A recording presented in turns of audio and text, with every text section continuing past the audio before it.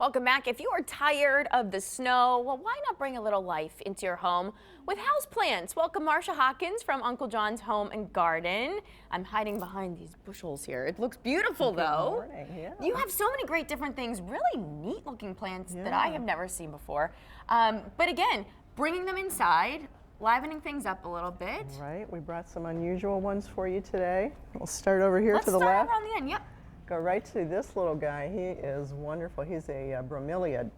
And if you're used to seeing this in large malls, offices, that's because there's a reason for it. They're fairly easy to take care of. We brought a lot of plants today that are easy, that are low maintenance, and that you can really enjoy in your home.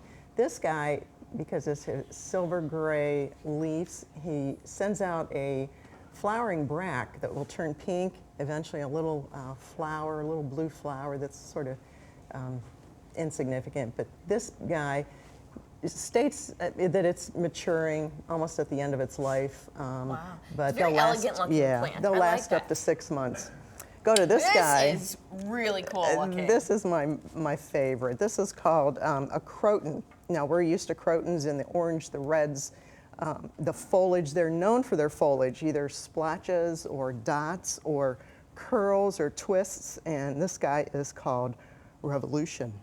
Revolution. So they have great names and they go along with it. So if you want to add a little bit more color to the plant, this would be a good pick. This one is called the Plant of Steel. Tough guy. It is the same. You're probably more familiar with. So when you say plant of steel, like someone like me can't kill this? You got it. It would take a lot to kill this thing? Yes. Okay. This is a Chinese evergreen. And just like that one over there on the lower table, you'd probably be more familiar with seeing that one. This one is with the red variegation. Very, very pretty, unusual. So tough to kill. I like the braiding of this. Yes, isn't this cool? This is a Sansevieria. Mother-in-law's tongue is probably the one that you're more used to seeing with the spiky leaves. But it's just so terrible that we have to call it that, right? I know. But they take these young, they braid them, make it a little more attractive, just a little more unique look for in your home.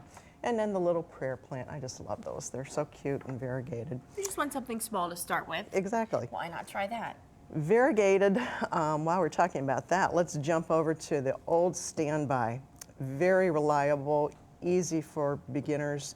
The pothos, or the philodendron, which in Greek means to love or affection, and dendron tree. So those guys are real diehards. They will adapt to any condition in the home. They'll take dry, they'll take low light until it comes to the variegation. If you get one that has white, always remember that the leaves will, with the green, that's what takes in the light and gives the plant energy. Okay. So give it more light if it's variegated. And with these, they don't really need much, correct? Indirect light. Okay. None of these plants really want full sun, direct sun. They all like a diffused light. And again, everybody's home is different, so you'll have to kind of play around with that. The ferns always, I mean, I think we find those a lot in people's homes. Yeah, we were talking, maybe we ought to talk about a few plants that maybe aren't quite as adaptable to the house. Both of these are on the good list that NASA a few years created that actually clean the air in our house. The leaves will filter the toxins and the sinus creating pollens or whatever. But these two, if you are skin sensitive, they will, the English ivy will create something like a poison ivy effect, a blistering. So, well, so you could really take us to school on all of these plants, and I love the sound of that. So they can go. It's unclejohnsplants.com. Yes. And then where are you located as well? We're in Olmsted Falls, historic Olmsted Falls. So come visit. She'll give you a lesson there, and you can pick out all the plants you'd like for inside of your home. Always touch base with your local garden center. Good idea. idea. Thank you so much for being here. All right, David.